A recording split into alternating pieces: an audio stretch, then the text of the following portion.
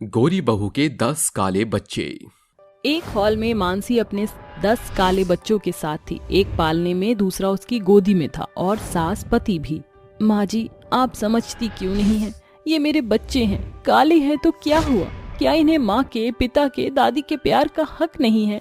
अरे जरा अपनी हमारी और इन बच्चों की शक्ल देख। कोई नहीं कहेगा कि हमारे घर के बच्चे हैं। कोई विश्वास नहीं करेगा कि काले बच्चे तूने पैदा किए हैं। सड़क पर चलेगी तो लोग गाना गाएंगे, काले काले बच्चों की गोरी गोरी अम्मा, लगता है बाप निकम्मा। हाँ मानसी, मैं अपने गोरे मुंह के साथ अपने काले बच्चों की शक्ल कैसे सबको दिखाऊंगा? बच्चों के पिता होकर आप ऐसी कैसी बातें कर सकते हैं? ओहो, इस गोरी बहू ने अपने काले बच्चों की वजह से बिरादरी में मेरी नाक कटवा कर रख दी है। मन तो आ रहा है तुझे इस घर से तेरे काले बच्चों के साथ ही निकाल दूं। माँ जी, ऐसा करने की आप गुस्ताखी बिल्कुल भी मत करना। मैं अपने काले बच्चों के साथ यहीं इस घर में रहूंगी। आखिर ये सब क्या था? आखिर मानसी अपने काले बच्चों के साथ घर में रहने के लिए क्यों डट गई थी? और उसके परिवार वाले खुद अपने ही काले बच्चों से क्यों नफरत करते थे? क्या मानसी के पति और सास कभी उसके 10 काले बच्चों को अपना पाएंगे? ये जानने के लिए आपको कुछ समय पीछे आना होगा, जहाँ गोरी रज्जू अपने गोरे बेटे पीयूष की शादी गोरी चिट्टी सर्वगुण संपन्न मानसी से करा देती है। उसकी मुंह दिखाई में गली की औरतें आकर शगुन देते हुए कहती हैं, आरा रज्जू, तेरी बहू तो चांद के टुकड़े जैसी है। बिल्कुल इतनी गोरी छुट्टी बहू तुझे कैसे मिल गई? अरे नसीब है, बस अगर हम गोरे हैं तो बहू भी तो गोरी जैसी उठा कर लाएंगे ना।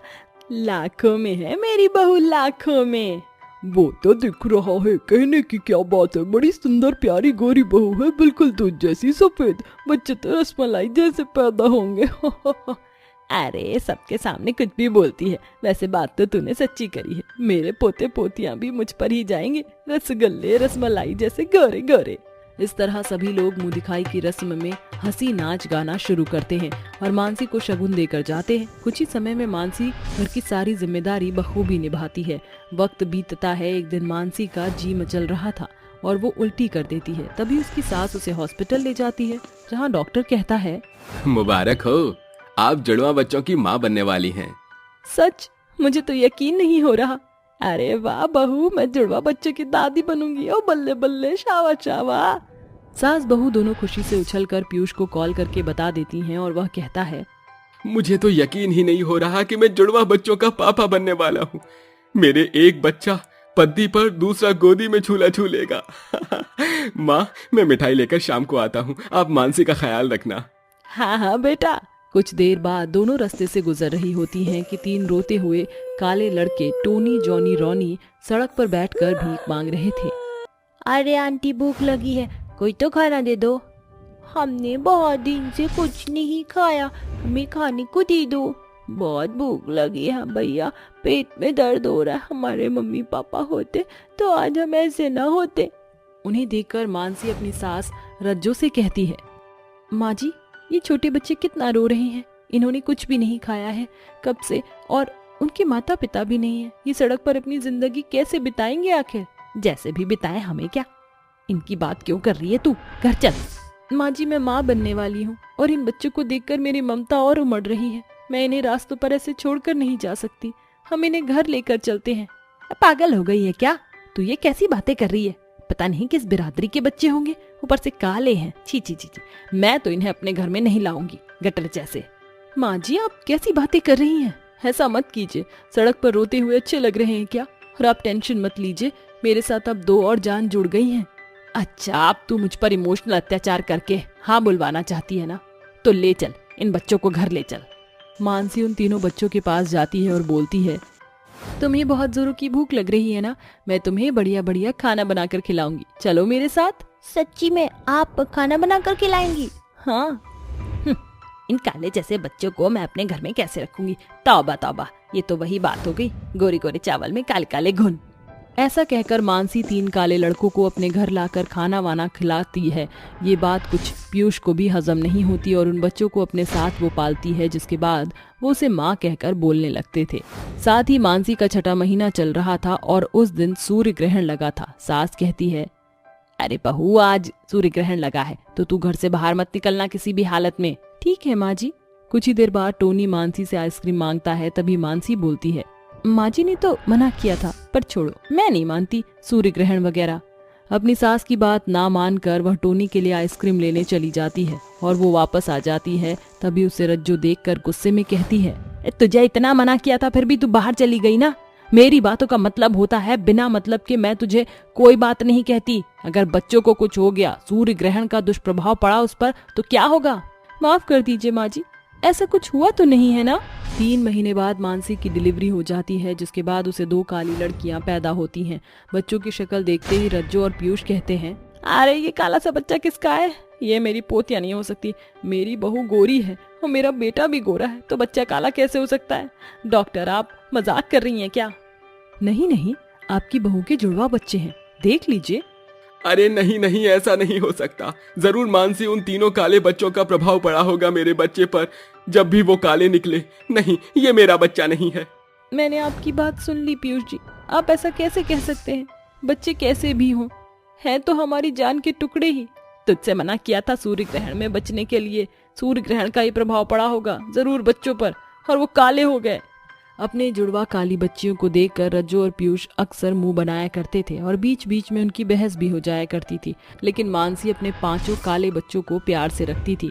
2 महीने गुजरते हैं, मानसी बाजार से सामान लेकर लौट रही थी तो एक वैन में 5 काले बच्चे डब डब करके शीशे को खोलने की कोशिश में लगे थे और रो रहे थे। मानसी पत्थर से कार का शीशा तोड़कर उन 5 छोटे छोटे बच्चों को बचाकर घर ले आती है और उनका भी कोई ना होने पर वह अपने बच्चे की तरह पालने की कोशिश करती है। रज्जो और पीयूष 10-10 काले बच्चों को देखकर बौखला जाते हैं और बोलते हैं, अरे बहू तू पागल हो गई है क्या? ये क्या काले बच्चों का अनाथ आश्रम है जो तू सड़क से उठाकर घर ले आती है? हाँ, ये तुम्हारा कैसा भाई? आज फैसला है कि मैं सड़क के काले बच्चों को पालता रहूंगा। ये आप कैसी बातें कर रहे हैं? भूलिए मत, ये 2 बच्चे आपके ही हैं और जैसे हमारे बच्चे काले हैं ऐसे ही वो बच्चे भी हैं। हम तो एक साथ ही क्यों नहीं रह सकते? क्या मैं 10 काले बच्चों की माँ नहीं बन सकती? जहाँ भगवान ने 2 दिए हैं वहाँ 8 और सही। मेरा तो दिमाग डोले जा रहा है। तू ठीक तो है बहू? अरे कुछ नहीं तो इन बच्चों की और अपनी शक्ल मिला ले। बाहर जब तू इनके साथ जाएगी तो कोई विश्वास नहीं करेगा कि ये तेरे ही बच्चे हैं। मजाक बनकर रह जाएगी बस। माँ जी, मुझे मजाक बनना मंजूर है, इन बच्चों को फिर से अनाथ कर देना मंजूर नहीं है। आपको मानना है तो मानिए, वरना मैं तो बच्चों के साथ यहीं रहूंगी। और आपको याद है, चंदा आंटी ने मुझे नजर ना लगे तो काला टीका लगाया था। आप ये समझ लीजिए, ये बच्चे हमारा वो काला टीका है जिससे हमारा घर परिवार बचा रहेगा। खुशियां ही खुशियां होंगी। बुरा सोचने के बहुत से तरीके होते हैं, लेकिन अच्छाई सोचने का सिर्फ एक ही जरिया होता है। और बच्चों के रंग रूप को क्यों जानना है? हम इन्हें इतने अच्छे संस्कार देंगे, इनकी अच्छाई के आगे काला रंग फीका पड़ जाएगा। बहू, तूने तो मेरी आंखें खोल दी। मुझे माफ कर दे बहू, मैं तेरी सोच की तरह सोच ही नहीं पाई।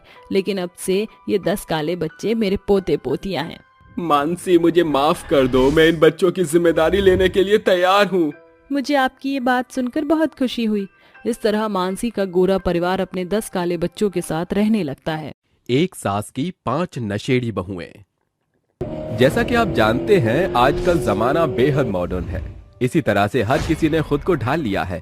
पर शर्मा निवास की बात करें तो सरोज की 5 बहुएं फैशनेबल नशेड़ी क्लब लाउंज जाने वालों में से थीं। सरोज को उनके इस रूप के बारे में अभी तक पता नहीं था। पर क्या होगा अगर सरोज को अपनी 5 नशेड़ी बहुओं के बारे में पता चल जाए, और क्या वो सुधरेंगी? जानने के लिए इस दिलचस्प कहानी में आगे बढ़ते हैं। अच्युतम केशवम कृष्ण दामोदरम राम नारायणम जानकी वल्लभम। कौन कहते हैं कृष्णा आते नहीं, तुम मीरा के जैसे बुलाते नहीं। राधिका के आरती गाते ही उसकी सारी देवरानियां पीछे बैठकर पूजा करती हैं। एक मंजरी बजाती है तो दूसरी आरती करती है। आवाज सुनकर सरोज उठती है और कहती है, ये देखो, रोज की तरह मेरी 5 बहुएं कैसे जल्दी सुबह उठकर भजन करती हैं। सच में ऐसी बहू पाकर तो मैं धन्य हो गई। इतनी सुशील, सर्वगुण संपन्न, कामकाजी बहुएं जो हैं। अरे मम्मी जी, आप उठ गई? ये लीजिए आरती। बहू, अभी नहाई नहीं मैं हूँ ना माँ जी, मैं आपको आरती देती हूँ। माँ जी, ये लीजिए प्रसाद। दो। अरे मेरी प्यारी बहुओं, मुझे भी उठा लिया करो ताकि मैं भी तुम्हारे साथ पूजा में शामिल हो जाऊं। ठीक है माँ जी, कल से आप हमारे साथ ही पूजा करेंगी। माँ जी मैंने नाश्ता बना दिया है, आप आ जाइए जल्दी से नहाकर, फिर हम सब साथ बैठकर नाश्ता करेंगे। ठीक है बहुओं, मैं आती हूँ, तुम सब भी आराम करो, सुबह से उठकर घर चमकाने में लग जाती हो। जी माँ जी। कुछ देर बाद सरोज आती है और अपनी बहुओं के साथ नाश्ता करती है। अरे वाह, खाना तो बहुत स्वादिष्ट बनाया है। ये पुलाव और मटर पनीर किस खुशी में बनाया है आज? ऐसे ही माँ जी, बहुत दिनों से बनाया नहीं था इसलिए बना दिया। चलो बढ़िया है, तुम भी खाओ, नजर ना लगे मेरी पांचों बहुओं को, कितनी संस्कारी हो। पता है गली की सारी औरतें जलती हैं मुझसे। क्यों माँ जी, आप माचिस की तिल्ली हो क्या जो सब आपसे जल जाती है? दीदी आप भी ना। अरे बस करो तुम चारों हंसना, माँ जी क्या बोलेंगी? अरे तुम पांच बहू रानी हंस क्यों रही हो, क्या बात है? कुछ नहीं माँ जी, वो बस ऐसे ही। अच्छा सुनो, अब बहू अपनी कमला है ना, उसके साथ में कमला मार्केट जा रही हूँ। उसके बेटे की शादी है ना, तो कुछ शॉपिंग करनी है। और हाँ, मुझे लेट हो जाएगा तो तुम पांचों घर का ध्यान रखना। ठीक है माँ जी, हम सब ख्याल रखेंगे, आप भी आराम से जाना। ठीक है, तो मैं जाती हूँ, नाश्ता हो गया मेरा। तभी सरोज हाथ में पर्स लिए चश्मा लगाए निकल जाती है। उसके जाते ही दरवाजा बंद करके रानी जी, मुझे माँ जी की बहुत याद आ रही है। राधिका घर उसकी पांचों बहू टल्ली होकर लुढ़क जाती हैं। एक एक को उसके कमरे में छोड़ने के बाद सरोज उनके लिए काढ़ा बनाती है और घर की सफाई करती है। होश में आते ही सरोज उन्हें काढ़ा पिलाती है और उनके पतियों को बता देती है। वक्त बीतता है, इसके बावजूद भी पांचों नशा करना नहीं छोड़ती और अब खुलेआम सास के सामने पैग मारकर छल्ले बनाती हैं। हे भगवान, तुम सब फिर से नशे कर रही हो। और ये क्या है संध्या बहू, तू सिगरेट पी रही है? पता भी है ये सेहत के लिए कितना हानिकारक है। इतना हानिकारक नहीं है जितना आप हैं। बड़ी बहू, तू भी चल्ले बना रही है। तुम नशा मत करो, ये अच्छी बात नहीं है। चल माँ जी, इन सबसे कुछ नहीं होता। हम पांचों कॉलेज टाइम से हमेशा करती हैं, हम बिल्कुल फिट हैं। इतनी समझदार होने के बाद भी ये कैसी बातें कर रही हो? तुम्हें पता है ना, इससे कैंसर, ट्यूमर, जानलेवा बीमारी हो सकती है। तभी सरोज के पांचों बेटे आ जाते हैं। माँ जी, कोई बीमारी नहीं होगी, वैसे भी इसे करने में बहुत मजा आता है। पिंकी, ये तुम कैसी बातें कर रही हो? और राधिका भाभी, आप तो बड़ी हैं, आपको ऐसा नहीं करना चाहिए था। हम तो करेंगे। राधिका, तुम पागल हो गई हो। पहले तो माँ की बातों पर मुझे विश्वास नहीं हुआ, पर आज देख लिया। मेरी बात मानो, छोड़ दो राधिका ये सब, और तुम चारों भी। जी जी जी, कुछ नहीं। संध्या कुछ कहती उससे पहले संध्या की बहुत तबीयत खराब होती है। लगातार खांसने से मुंह से थोड़ा खून आ जाता है और बेहोश हो जाती है।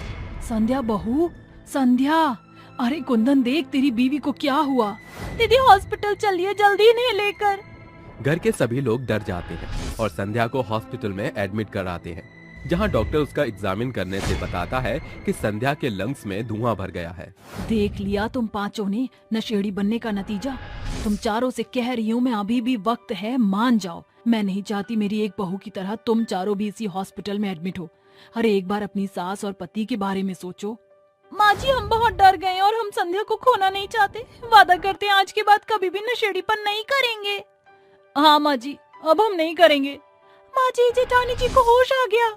विशाखा की बात सुनकर सब वार्ड में आते हैं, जहां संध्या कहती है, माफ कर दीजिए माँ जी, हमने आपकी बात नहीं मानी, पर अब मैं कभी सिगरेट नहीं छूऊंगी।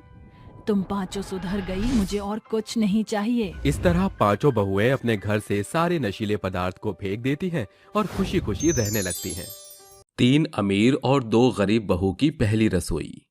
प्रतापगढ़ में रहने वाली सुषमा के 5 बेटे थे।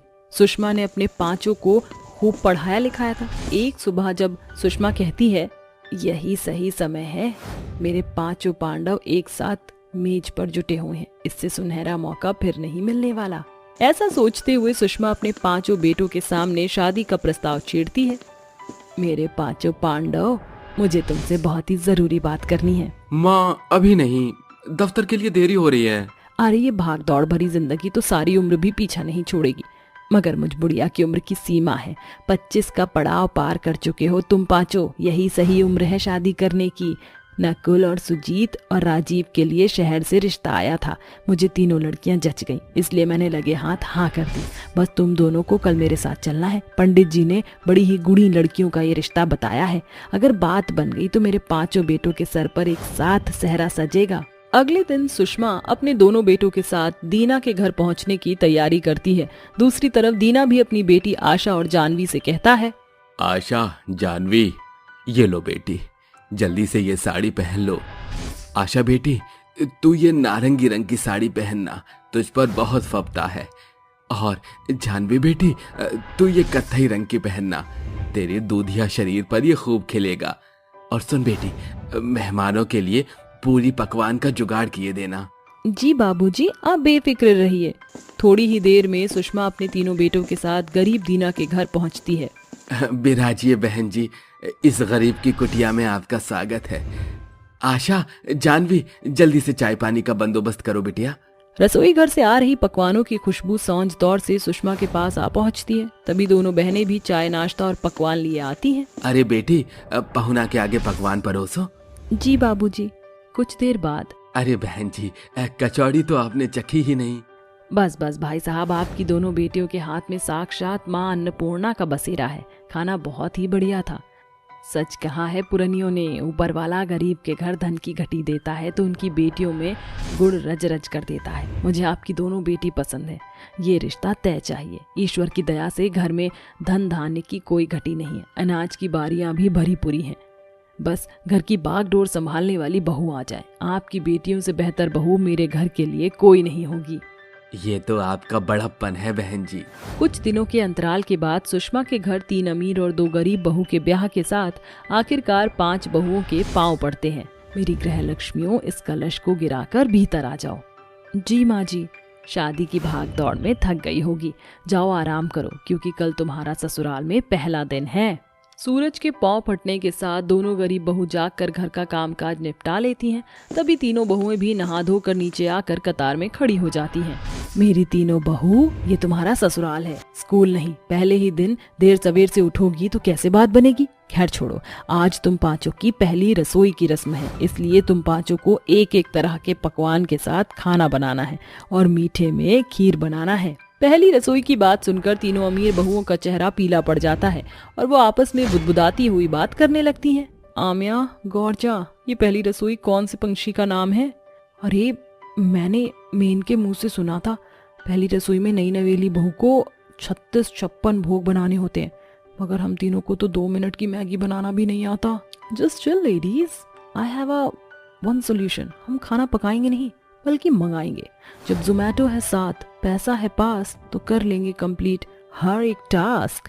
इस तरह तीनों बहू अपनी अमीरी के बलबूते पर जोमेटो से ऑनलाइन अलग अलग तौर की वैरायटी का खाना ऑर्डर करती हैं। वहीं दूसरी तरफ दोनों गरीब बहू बड़े लगन से पहली रसोई की रीत को पूरा करने में जी जान से जुटी होती हैं। जी, मैंने मीठे में खीर बनाई है और खाने में छोले पूरी। आशा, मैंने मीठे में हलवा बनाया है और माँ जी के मनपसंद कोफ्ता और कढ़ी भी बनाया है। बस चावल में तड़का लगाना बाकी है, फिर एक साथ सभी को मेज पर खाना परोसेंगे। कुछ ही मिनटों में तीनों बहू का ऑर्डर किया हुआ खाना आता है। तीनों बड़ी ही सफाई से खाना ले आती हैं। तभी दोनों बहू पहली रसोई में बनाया हुआ खाना टेबल पर परोसती हैं। अरे बहू, खाने की खुशबू तो बड़ी ही लाजवाब आ रही है, जरा जल्दी से परोस दे। सब्र की पाती साथ छोड़ रही है। ये लीजिए माँ जी, सब कुछ आपकी पसंद का बनाया है, शुरू कीजिए। सुषमा ने खाने का पहला कौर उठाया ही था कि उसकी तीनों बहू से रोकती हुई कहती है, रुक जाइए सासू माँ, सबसे पहले आप अपनी 3 बहू के हाथों का खाना चख कर देखिए।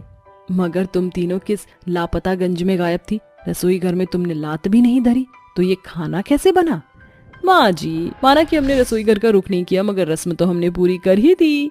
माँ जी, ये घर का घास फूस तो साल के 365 दिन खाना है, इसलिए आज हमारा मंगाया महंगा खाना खाइए। इस तरह सुषमा की तीनों अमीर बहुएं बारी बारी से अमीरी का घमंड झाड़ते हुए उनके बीच खाना परोसती हैं। उसी दौरान दोनों गरीब बहू भी अपने हाथों का खाना परोसती हैं। तभी सुषमा बड़ा बेटा आनंद, जानवी और आशा के बनाए खाने का कौर खाकर कहता है, ओए होए, मजा ही आ गया माँ, क्या लाजवाब खाना बनाया है आशा और जानवी ने, आप खाकर देखिए। ऐसा क्या, वैसे खाने की खुशबू तो मुझे कब से अपनी ओर खींच रही है। सुषमा अपने 5 बेटों के साथ गरीब बहुओं का बनाया खाना खाते हुए उनकी सराहना करती है, जिसे देखकर अमीर बहुएं कुड़ते हुए कुड़कुड़ाने लगती हैं। सचमुच बहुत स्वादिष्ट खाना बनाया है। आप दोनों ने तो हलवाई को पछाड़ दिया। माँ जी, हमने पूरे 50,000 का खाना मंगवाया था, आपने उसे चखा तक नहीं। बहू रानी, तुम्हारा खाना 10,000 का भी होता ना तो भी घर के खाने के दाने की बराबरी नहीं करेगा। बेहतर यही है कि तुम तीनों आशा और जानवी से सीख लो। ये बहू अपनी सास की ओर से पहली रसोई का शगुन स्वीकार करो। अपने सामने गरीब बहुओं की बड़ाई सुनकर तीनों बहू तिलमिलाती हुई कहती हैं, इनकी बड़ाई सुनकर मेरे कानों से खून निकल रहा है। अरे कहाँ हम तीनों की तारीफ होनी थी, वहीं हमारे सामने इन कल की आई गरीब बहुओं ने तारीफ बटोर लिया। फिर उसी शाम जब दोनों गरीब बहू रसोई घर में खाना बना रही होती हैं, तभी तीनों बहू खिड़की पर खड़ी ताका झांकी करती हैं। आशा, बाकी का खाना तैयार है, बस दाल में नमक डाल देना, मैं खाने की मेज साफ करती हूँ। आम्या, जाओ। Okay guys. हरी सुनो, तुम्हें जेठानी जी बुला रही हैं। आशा के बाहर निकलते ही आम्या दाल में बेहिसाब नमक डालकर टेबल पर जाकर बैठ जाती है, जिसके बाद गरीब बहू खाना परोसती है।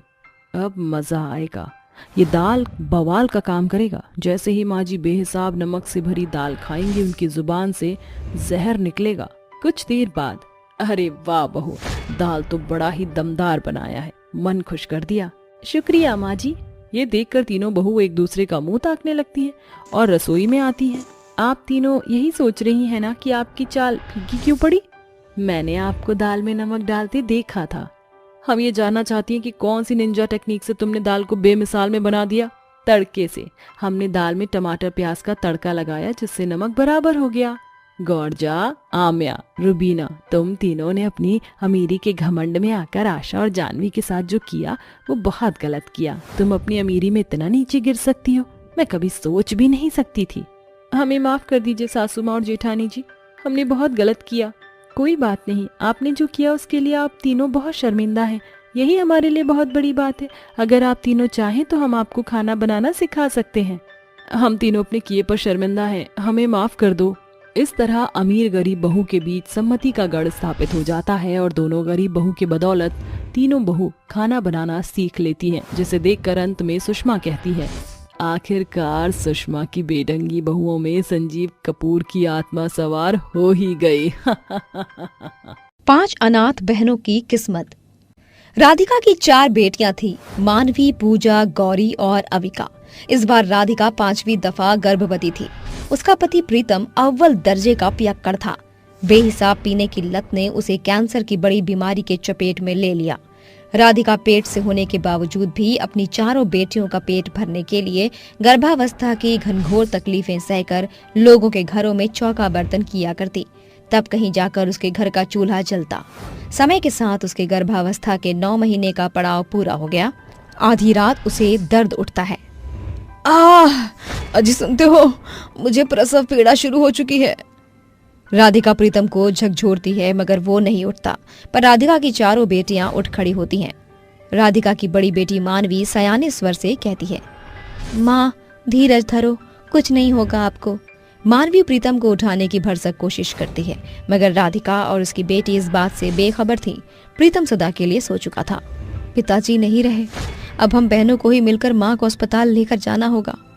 मानवी घर से बाहर झांकती है। पूरा आसमान सावन भादों के बरसाती बदलों से घिर चुका था।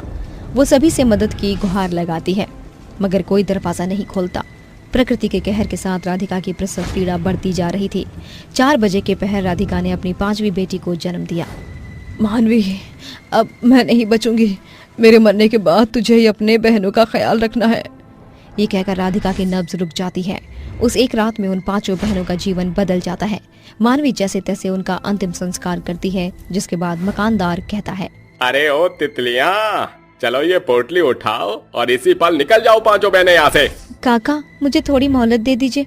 इस भरी बरसात में मैं अपनी बहनों को लेकर कहाँ जाऊंगी? हमारी नहीं तो इस नन्ही सी जान की तो सोचिए। 5 अनाथ बहनें बेघर हो चुकी थी। अरे मैंने तुम 5 अनाथ यतीम बहनों का बीड़ा नहीं उठाया, भागो यहाँ से। वो रोती बिलखती हुई भीगते हुए चलने लगती है। तभी उनकी नजर एक खंडहर खाली घर पर जाती है, जिसे देख 8 साल की अविका कहती है, मानवी, ये भारी बरसात तो बाढ़ में ढलती जा रही है। इस खाली खंडहर में छिपने के सिवा हम बहनों के पास कोई दूसरा चारा नहीं है। पांचों अनाथ बहनें उस खंडहर को अपना बसेरा बना लेती हैं।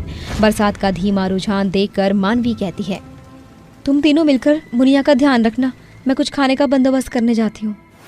अपनी अनाथ बहनों की भूख मिटाने के लिए मानवी मंदिर के बाहर बैठकर भीख मांगने पर उतारू हो चुकी थी। भीख के तौर पर उसे 4 रोटी और 10 रुपए नसीब होते हैं। शुक्रिया ऊपर वाले, इस पैसे से मेरी नन्ही सी बहन के लिए दूध का बंदोबस्त हो जाएगा। घर आकर वो अपनी बहनों की भूख मिटाती है। ऐसे ही हर एक दिन गुजरता है। मानवी मंदिर के बाहर बैठकर भीख मांगकर जो लाती उसी से वो अपनी अनाथ बहनों की भूख मिटाती, मगर आज बदकिस्मती से उसे कुछ भी नसीब नहीं होता। वो कलपते हुए कहती है, भगवान, आज मैं अपनी बहनों को क्या खिलाऊंगी। तभी शारदा नाम की एक महिला उसके पास आकर कहती है, बेटी, तुम इस मंदिर के बाहर बैठ के क्यों रो रही हो? आंटी, मेरे माता पिता का देहांत हो गया और हम 5 बहनें अनाथ हो गई। मेरी अनाथ बहनें उस खंडहर में भूख से बिलबिला रही हैं। ऐसा समझ लो तुम्हारी समस्या का समाधान सामने खड़ा है। मेरा नाम शारदा है, मैं अनाथ आश्रम की हेड हूँ। वहाँ तुम्हारी जैसी कई अनाथ बेसहारा बच्चों का बसेरा है। शारदा की बात मानकर मानवी अपनी बहनों को लेकर अनाथ आश्रम चली जाती है। कई रोज के बाद वो अनाथ बहनों को भरपेट खाना नसीब होता है। अगली सुबह तो फिर क्या तय किया मानवी? शारदा माँ, मैंने ये तय किया है कि मैं इसी अनाथ आश्रम में रहकर अपनी बहनों का भविष्य उज्जवल करूंगी। इसके लिए चाहे मुझे दिन रात मेहनत ही क्यों न करनी पड़े, मैं इनको खूब पढ़ाऊंगी लिखाऊंगी। ये कहकर मानवी रोजगार की तलाश में निकल पड़ती है, मगर कहीं भी उसे कोई भी रोजगार नहीं देता, जिस कारणवश उसे छूछे हाथ लौटना पड़ता है। इतने पर भी मानवी हिम्मत नहीं हारती और उसको एक घर में साफ सफाई का काम मिल जाता है। अपनी चारों अनाथ बहनों का भविष्य संवारने के लिए मुझे ये बर्तन चौका करना भी मंजूर है। बड़ी बहन होने के चलते मानवी अपनी अनाथ छोटी बहनों की माँ का किरदार बखूबी निभा रही थी। वो तड़के सवेरे उठकर माँ की तरह उन्हें नहला धुलाकर उनकी जिम्मेदारी अनाथ आश्रम पर सौंप कर काम पर चली जाती है। महीना पूरा होते ही उसे पगार मिलती है। मैं अपनी पहली कमाई से अपनी बहनों का विद्यालय में दाखिला करवाऊंगी ताकि वो पढ़ लिख कर शिक्षित हो सकें। मानवी की तीनों बहनें स्कूल जाने लगी। अब मुनिया भी पूरे 5 साल की होकर विद्यालय जाने लगी। मानवी, इन 5 सालों में आज पहली दफा तुम्हारे चेहरे पर यह मुस्कान देखी है। शारदा माँ, आज मेरी चारों बहनें एक संग विद्यालय जा रही हैं। वो दिन दूर नहीं मानवी जब तुम्हारी बहनें सफलता के शिखर की चढ़ाई चढ़ेंगी। इसीलिए तो अब मुझे और मेहनत करने की जरूरत है। मानवी के कामों की बारीकियों के कारण उसे उस रिहायशी इलाके के कई घर में काम मिल जाता है। मानवी को अपनी मेहनत से बढ़कर अपनी बहनों के भविष्य की चिंता थी। आज जब वो अनाथ आश्रम लौट कर आती है तो उसकी सबसे छोटी बहन मुनिया उससे लिपट कर कहती है, मानवी दीदी, आप रोजाना भूखे प्यासे एक सवेरे की गई सांझ को लौटती हैं। मेरी शिक्षिका कहती है काम के कारण सेहत से खिलवाड़ नहीं करना चाहिए। अरे मेरी मुनिया, आज तुझे इतने सयाने स्वर से बोलता देख मेरी भूख मिट गई। 5 बहनें एक ही थाली में बैठकर खाना खाती हैं। वक्त बीतता है। अब समय के साथ अब सभी सयानी हो जाती हैं। मानवी की मेहनत रंग लाती है। जहाँ पूजा एक शिक्षक, वहीं गौरी एक सोशल वर्कर और अविका बतौर जज के रूप में उभरती है। उन्हें देखकर मानवी कहती है, आज मेरा सपना साकार हो गया। तुम्हें अंदाजा भी नहीं मेरी बहनों कि तुम्हें इस रूप में देखकर मेरा दिल कितना खुश है। दीदी, आखिर हम अनाथ बहनों की किस्मत आपकी कड़ी मेहनत से की हुई कमाई से ही बदली है। आपने अपना जीवन झोंक कर सालों मेहनत मजदूरी हमको पढ़ाकर लिखाकर काबिल बनाया है। हमारी इस तरक्की का सारा श्रेय आपको जाता है। दीदी, सरकार की ओर से हमको बड़ा सा घर और तमाम सुविधाएं भी मिली हैं। अब हमको इस अनाथ आश्रम में रहने की कोई आवश्यकता नहीं है। 5 अनाथ बहनें अनाथ आश्रम को अलविदा कहकर अपने घर का प्रस्थान करती हैं। अब सब कुछ संभल चुका था। एक सुबह चारों बहनें मानवी के सामने शादी की बात छेड़ती हैं। मानवी दीदी, अब आपकी सारी बहन अपने पैरों पर खड़ी हो चुकी हैं, इसीलिए अब आपको शादी कर लेनी चाहिए। ये कैसी बात कर रही हो तुम चारों? मेरे बिना तुम्हारा है ही कौन? ऐसे कैसे शादी कर लूं मैं? दीदी, पहले ही बहुत देरी है। इससे पहले कि आपकी उम्र ढले आपको शादी करनी चाहिए। मगर मुनिया का क्या? दीदी, मुनिया अब सयानी हो चुकी है। आपने भरसक कोशिश से हम अनाथ बच्चों को काबिल कर दिया है। अब हमारी बारी है। उसी पल प्रणव वहां पहुंचता है। ये कौन है? ये हमारी पसंद है, अब आप दोनों भी बात कर लीजिए। ये हमारी पसंद है, अब आप दोनों भी बात कर लीजिए। कुछ देर बाद, प्रणव जी, क्या आप मेरे परिचय से वाकिफ हैं? मैं बिल्कुल भी पढ़ी लिखी नहीं। देखिए मानवी जी, जो बहन अनपढ़ होकर भी अपने बलबूते पर 4-4 अनाथ बहनों की किस्मत बदल सकती है, उससे बेहतर जीवन साथी मेरी सोच से कोई नहीं। मैंने तो मन बना लिया है, मुझे आपसे ही शादी करनी है। शिक्षा के अभाव के बावजूद भी मानवी की शादी प्रणव से होती है, जो पेशे से एक श्रेष्ठ सरकारी मुलाजिम था। कौन जानता था कि जिस एक अनपढ़ बहन ने चारों चौके बर्तन की कमाई से 4 अनाथ बहनों की किस्मत लिखी थी, वही मिलकर अपनी बहन की किस्मत की काया पलट करके रख देगी। सच है कि वक्त से पहले और किस्मत से ज्यादा किसी को नहीं मिल सकता। बहू की काली बेटी के सुनहरे बाल। उस बेचारी बहू का शरीर तेज बुखार से धधक रहा था कि सास संतोषी कमरे में दस्तक देते हुए बोलती है, अरे ओ बांझ बला, सवेरे के 7 बजने को है और तू अब तक पलंग तोड़ रही है। अरे मेरी चाय का तेरा बाप बना कर देगा। माँ जी, मुझे तेज बुखार है, सवेरे से सर भी घूम रहा है, शायद बुखार के मारे शरीर का बल चला गया। आहा, बंद करिए झूठी बीमारी का बहाना। चुपचाप से बिछावन से उठकर रसोई घर का रुख कर ले, वरना मार मार कर तेरा सारा बुखार उतार दूंगी। जब से तुझ कुलक्षणी के कदम मेरे घर में गड़े हैं, मेरे घर की समृद्धि छिन्न भिन्न हो गई है। जाने कैसी बहू से ब्याह कर दिया मैंने अपने बेटे का। 2 बरस हो चले हैं, बावजूद उसके तेरी कोख बंजर पड़ी है। सास के कटु कड़वे बोल सुनकर इंदु माँ लक्ष्मी की प्रतिमा के आगे फूट फूट कर रोते हुए कहती है, हे माँ लक्ष्मी, मेरे माथे पर लगे बांझपन के कलंक को मिटा दो माँ। मुझे बेबस बहू की उसर बंजर कोख को भर दो माँ। एकाएक माँ लक्ष्मी की प्रतिमा से एक प्रकाश उस गरीब बांझ की बहू के गर्भ में समा जाती है। तकरीबन 3 माह बाद पेट के उभार से इंदु को इस बात का पुख्ता प्रमाण मिलता है कि वह गर्भवती है।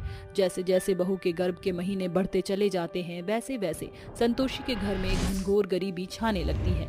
ऐसे में इंदु को भुखमरी की मार झेलनी पड़ती है। तकरीबन 9 माह के बाद इंदु एक काली बेटी को जन्म देती है। ताज्जुब की बात यह थी कि उस जन्मजात बच्ची के बाल बेहद लंबे और सुनहरे थे, जिसे देखकर सास बहू बेहद स्तब्ध हो जाती है। अरे इंदु, ये तेरी बेटी के बाल हैं कि बला?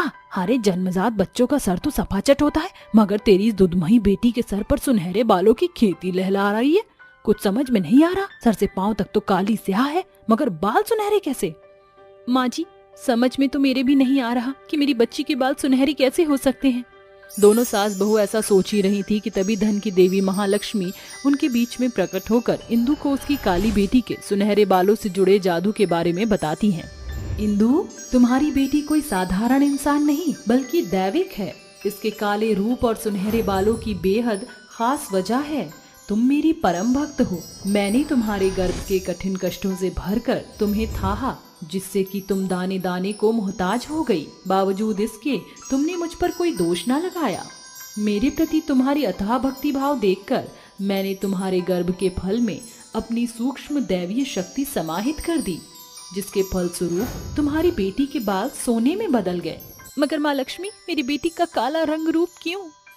इंदु, आज का संसार लाखों लोभी लोभियों और ठगियों से भरपूर है। जब तुम्हारे द्वार पर कोई भी मदद की मांग से गुहार लगाएगा और अगर सचमुच वह दिन दुखियारा होगा, तो तुम्हारी काली बेटी के सोने के बाल उसकी सहायता करेंगे और इसका यह सांवला अक्ष कभी भी इसकी आंखों और भौएं को घमंड से नहीं चढ़ने देगा।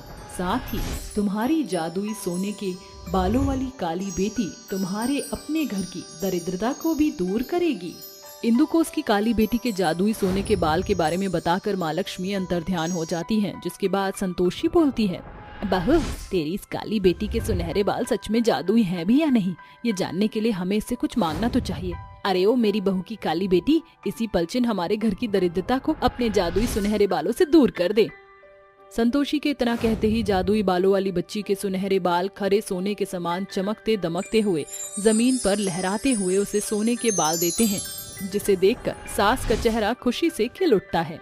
अरे वाह बहू, तेरी काली बेटी के सुनहरे बाल तो सोने का अंडा देने वाली मुर्गी जैसा है। मैं इन सोने के बाल का सुनार से सौदा करके खाने पीने का सामान लाती। संतोषी अपनी बहू की काली बेटी से मिले सुनहरे बालों का सुनार के हाथों सौदा करके मिले पैसे से घर में राशन के बोरियां भर देती है।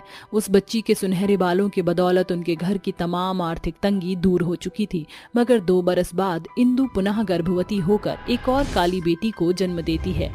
हैरतअंगेज की बात यह थी कि उस बच्ची के बाल भी बेहद लंबे और सुनहरे थे। हे माँ लक्ष्मी, ये मेरी दूसरी बेटी की शक्ल और बाल एकदम बड़ी बेटी की तरह सुनहरे हैं। इंदु ऐसा सोच ही रही थी कि माँ लक्ष्मी पुनः प्रकट होती हैं। इंदु, चकित ना हो, अपनी इस सुनहरे बालों वाली बेटी को भी मेरा ही अंश समझो। तुम्हारी इस बेटी के सुनहरे बाल भी बहुतेरे गरीबों की मदद करने को अस्तित्व में आए हैं।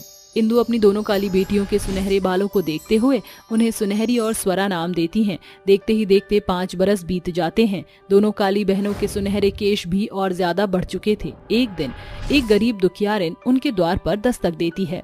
अरे कोई है इस घर में रहने वाला, बड़े दिल वाला, मुझ गरीब भूखी को कुछ खाने को दे दो। पिछले 10 दिनों से एक दाना भी पेट में नहीं पड़ा है। यह सुनकर दोनों बहनें अपने अपने सुनहरे बालों को बढ़ाकर बोलती हैं।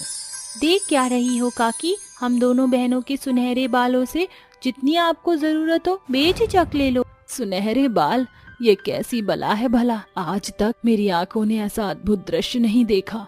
दोनों बहनें उस गरीब बुढ़िया को अपने बाल दे देती हैं, जिसके बाद बुढ़िया उनका शुक्रिया अदा करके जाते हुए कहती है, तुम दोनों बहनों का बहुत शुक्रिया। आज के दौर में तो इंसान अपनी जूठन भी देने से दूर भागने लगा है, मगर तुम दोनों बहनों ने अपने सर की शोभा मुझे सौंप दी। सचमुच भले तुम्हारा चेहरा शामिल है, मगर तुम्हारा मन हिम के समान श्वेत और बेदाग है।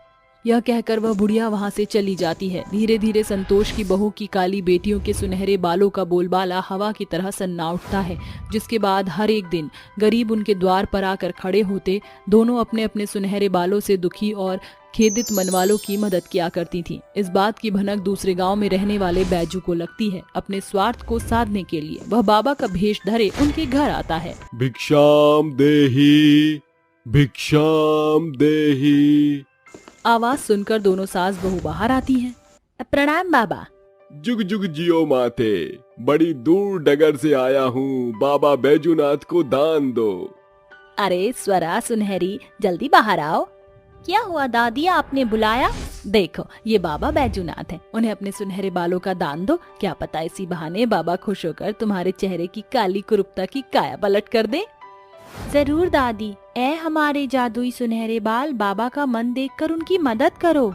देखते ही देखते दोनों बहनों के सुनहरे बाल बाबा की ओर बढ़ते हैं, जिसे बाबा काट कर पोटली में धरने ही वाले होते हैं कि सुनहरी के बाल राख में बदल जाते हैं और स्वरा के बाल गायब हो जाते हैं। इस तरह बैजू जितने मर्तबा कोशिश करता उसके साथ ऐसा ही होता है। मूढ़ बहनों, तुमने बाबा को कष्ट दिया है, रुष्ट किया है, जा रहा हूँ मैं। सुनहरी, स्वरा, ये तुमने क्या किया? कहीं वह माँ लक्ष्मी हुई तो? ऐसा नहीं हो सकता माँ। इसी के साथ सुनहरी और स्वरा माँ लक्ष्मी और अलक्ष्मी के रूप में बदल जाती हैं। हाँ माँ लक्ष्मी आप, मगर ये आपके साथ कौन है? इंदु, ये तो सभी जानते हैं कि माँ लक्ष्मी धन धान्य की देवी है, मगर बहुत कम लोगों को ये पता है कि अलक्ष्मी जो कि दरिद्रता की देवी है, वह मेरी ही बड़ी बहन, तुम्हारी दोनों बेटियों में वही शक्ति विद्यमान है। तुम्हारी बेटी सुनहरी लोभियों के घर को दरिद्रता से भरेगी, वहीं स्वरा दुखियारों के घर से दरिद्रता को दूर करेगी। मगर स्मरण रहे, इनके संग एक समान व्यवहार रखना, वरना इन दोनों के सुनहरे बाल एक साथ छीन जाएंगे। ये कहकर माँ लक्ष्मी और अलक्ष्मी सुनहरे बालों वाली बेटी में बदल जाती हैं और आगे भी अपने सुनहरे बालों से लोगों की सहायता करती थी।